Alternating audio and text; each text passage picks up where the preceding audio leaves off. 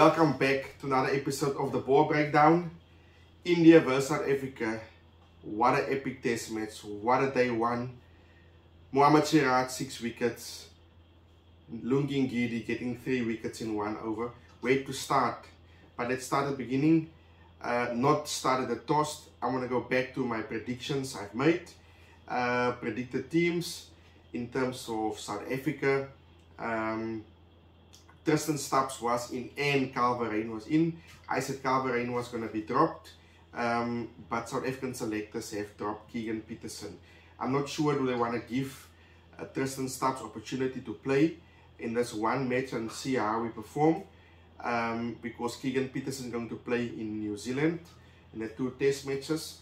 But if I was Keegan Petersen, I wasn't going to be happy because a lot of the batsmen have not performed, besides Marco Janssen's 84, David Bedingham's 50, and the runs from Dean Elgar. This is the inconsistency that I always speak about South Africa selectors and why they do certain things. Just want transparency. They've given Vian Miller a lot of chances. He failed.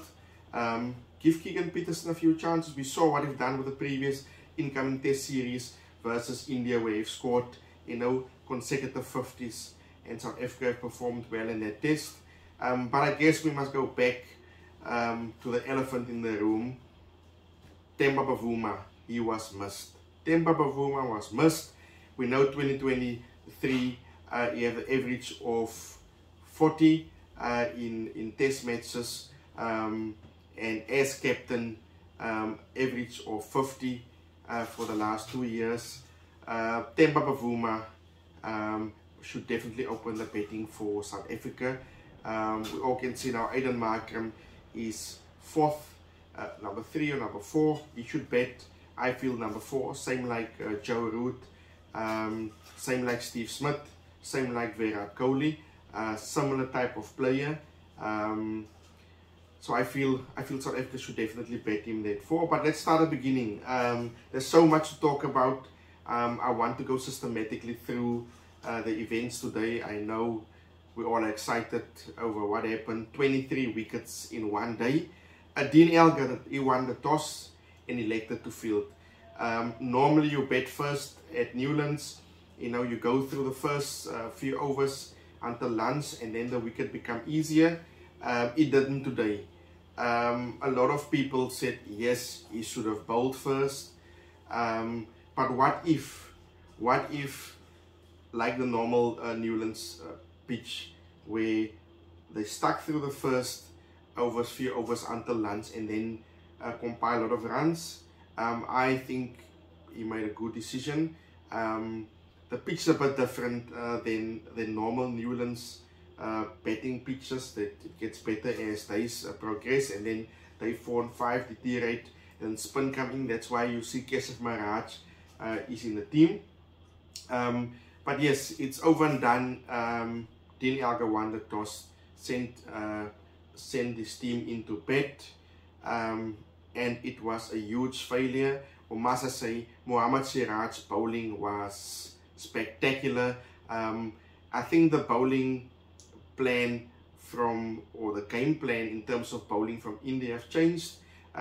They made the South African batsmen play, and this is what I've been talking about previous test match, even one day internationals, where our bowlers, there's bowling pace, they're bowling wide outside off. We need to make batsmen play.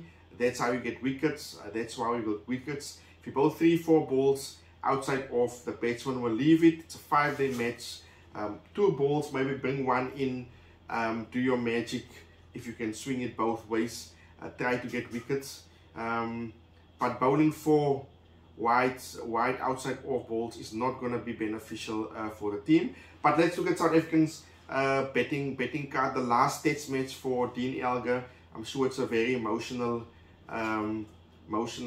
event, match for him. Dean Elgar scored 4 runs. Aiden Markram failed top of the order once again 2. Tony de Zorzi, I thought it's opportunity for you, man. Come on, Tony. It's opportunity for you. The test like this to cement your place, to score runs, to stuck in there. When it's tough conditions, top order failed. you must score runs. Stumps came in, he failed. He scored 3 runs.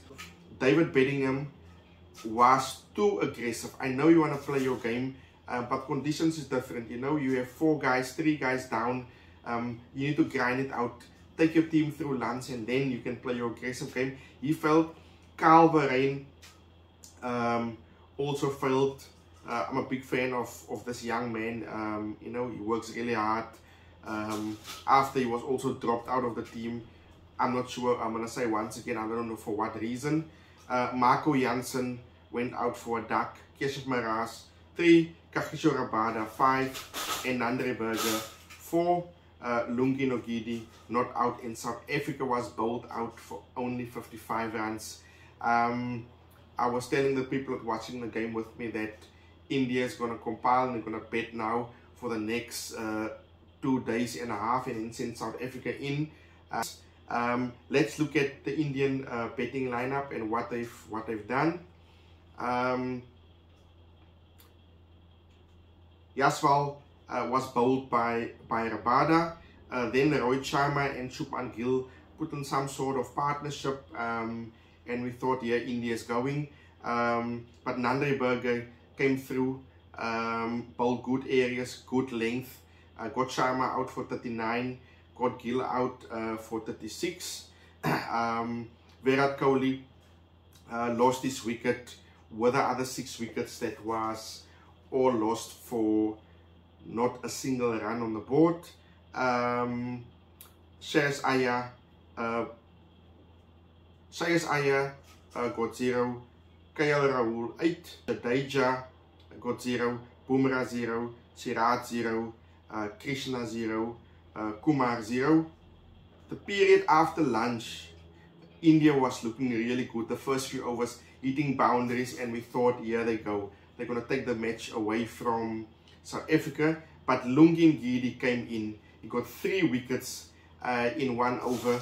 The next over, Rabada got 2 wickets, and another player was ran out.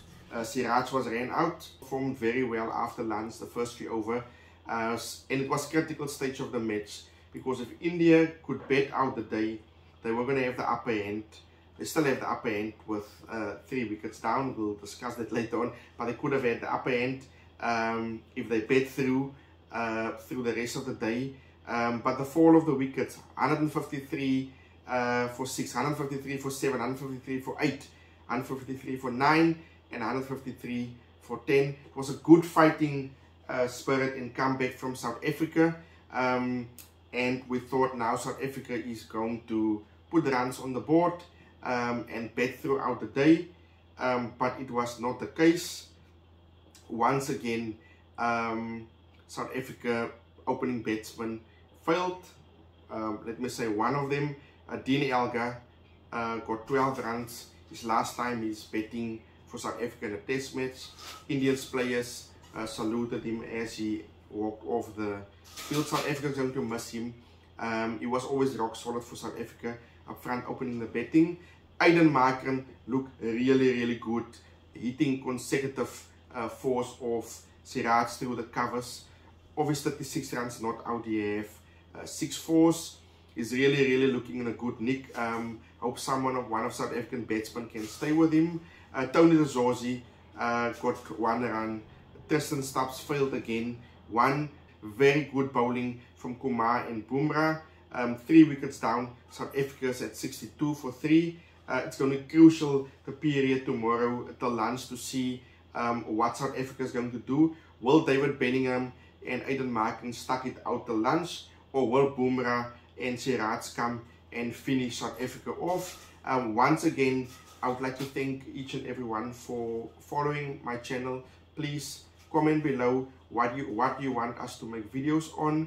Please share and subscribe. Thank you.